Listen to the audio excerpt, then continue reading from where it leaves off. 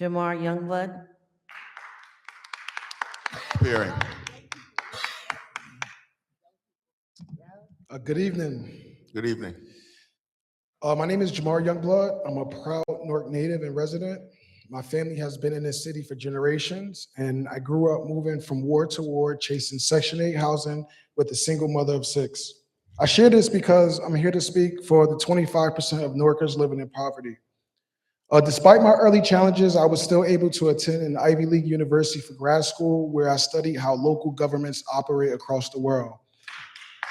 And I want to use this time to discuss 3 major challenges facing our city and 3 solutions to solve them.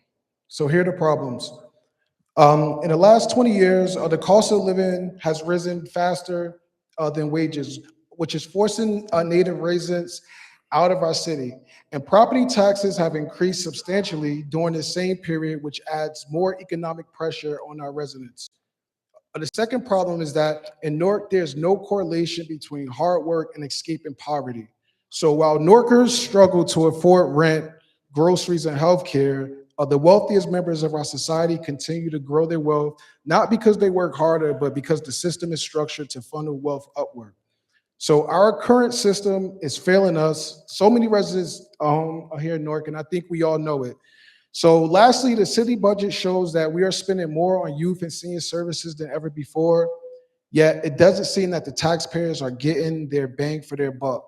So the question is, if the money is being spent, why aren't the services improving? So here's some solutions. We are often gaslit and told that our economic system would fix everything, that the market would balance itself, and that the free-running economy would benefit everyone. But we all know that the market has no conscience. It does not care if single mothers are struggling to pay rent or if seniors cannot afford their medication. So the market rewards the wealthy who seek to extract everything they can from the most vulnerable members of our society.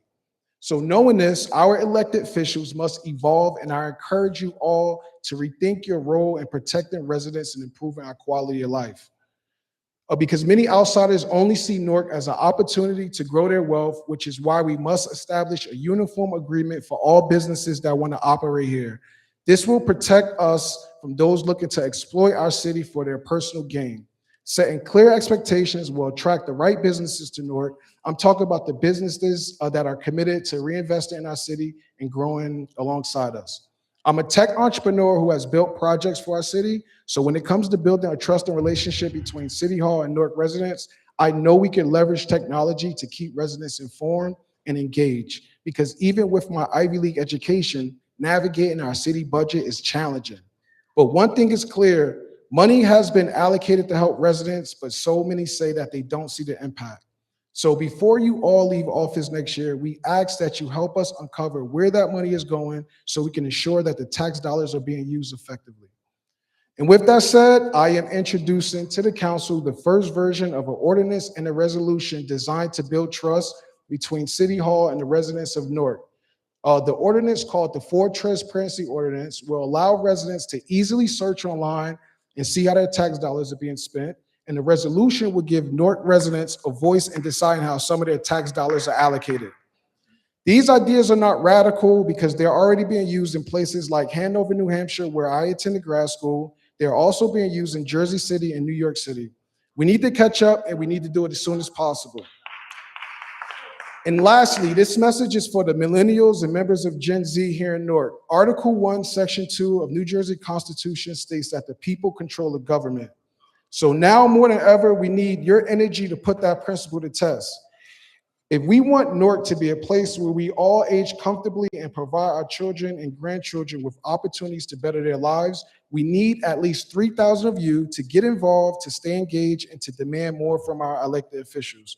So do your part by voting and supporting candidates who will fight to protect you from the harms of our current economic system. So thank you all for your time, and I would love to get this ordinance and resolution to you all. And if anyone in the audience wants a copy, I have an extra. Thank you. Thank you for your comments. Sylvester, if you can get a copy of the ordinance, thank you.